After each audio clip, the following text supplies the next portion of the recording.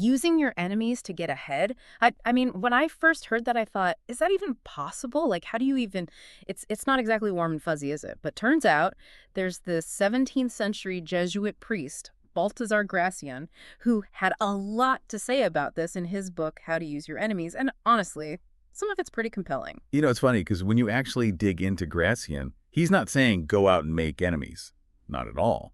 It's more about, how do I put it? Recognizing that the people who challenge us, even if they're coming from a not so nice place, those people can actually be surprisingly useful. So it's like we're not talking about like actively seeking out conflict. No, not at all. More like, well, think about it this way. A friend, a really good friend, might hold back on telling you something you need to hear, right? Because they don't want to hurt your feelings or whatever. Yeah. Oh, 100%. I've totally had those nice critiques where you're like, did you even listen to what I was saying? Exactly. And that's where Gracian gets interesting. He's all about this idea that knowledge is power, right? But sometimes the smartest move isn't tied to reveal everything you know. Oh, okay. So it's kind of like, I don't know, a poker face. Like strategically choosing when to play your cards. There you go. Yeah. He even has this maxim, in your affairs create suspense.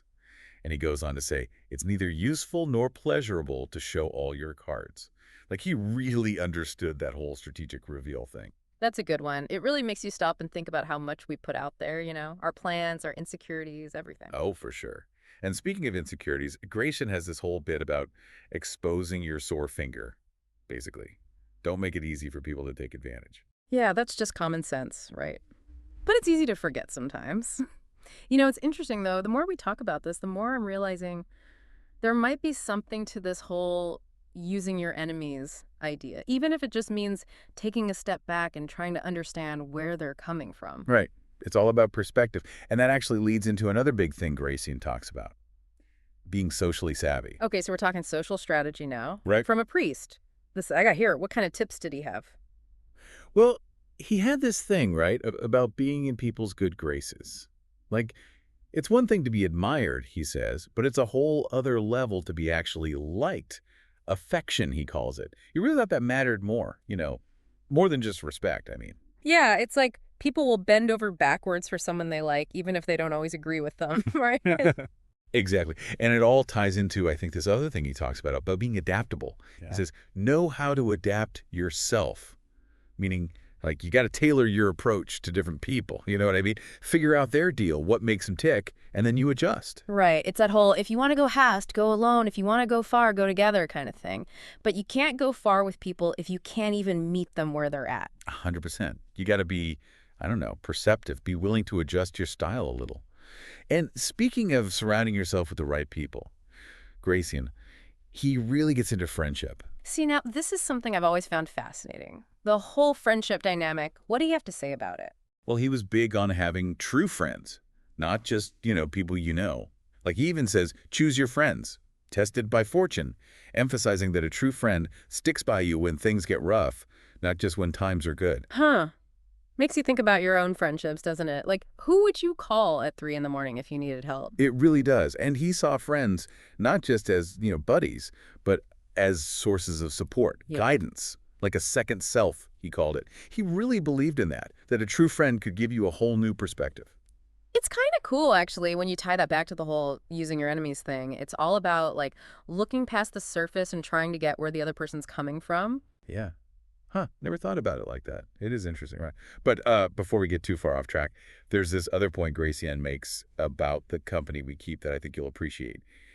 He's a big advocate for what he calls intelligent support. Intelligent support. Okay, I'm intrigued. Break that down for me. So Gracian, right, he was all about surrounding yourself with people who are smarter than you, people who make you think harder, challenge you. He thought that was a sign of a good leader, actually. Not about being the smartest person in the room, but about being open to learning from others, even if it means having your ideas questioned sometimes. Exactly. He says, and I'm paraphrasing a bit here, make friends your teachers. Like, why not combine learning something with having a good conversation, right? Yeah. It's acknowledging that none of us know everything, and being open to, different points of view. Love it. So to recap, I guess, we've gone from Using your enemies to strategic silence to mastering like social skills to the value of hanging out with brilliant people. That's a lot. It's amazing though, isn't it, how like stuff written so long ago can still feel so relevant. Right. It really makes you think like maybe people don't change all that much, you Yeah. know? And Gratian, he was really good at cutting through all the BS and getting to how people actually are. And the way he wrote too. So to the Yeah, point, you don't see a lot of 17th century books that like you can't put down. that's true. It's the aphorisms, I think. They just get right to it, you know? Like pure wisdom, but in these bite-sized pieces that stick with you. Totally. No slogging through pages and pages of like dense text. You get these little thought grenades that boom, they explode in your brain. And speaking of which, there's this one last thought from Graffia they wanted to leave you with. He says, anything popular, do yourself. Anything unpopular, use others to do it. Yeah, that's a thinker, isn't it? I mean, on the surface, it's kind of, well, a little Machiavellian, you know, Mhm. like protect yourself, get ahead. Pass the buck kind of thing. Yeah. But it does make you think about the ethics of it all, you know? Like, when is it okay to, I don't know, prioritize your image over doing the right thing, even if it means someone else takes the heat? Good point. It's like even with good advice, there's always that chance of like misinterpreting it or taking it too far. Exactly. It's a good reminder that, like, wisdom isn't just about following rules. It's about thinking for yourself, looking at the situation, and, you know, thinking about what might happen because of what you do. Well said. So I guess from using your enemies to playing your cards right socially to even like thinking through some ethical dilemmas, that's quite a deep dive. Who knew a 17th century priest would have so much to say about, well, life in general? It just goes to show some things never change, right?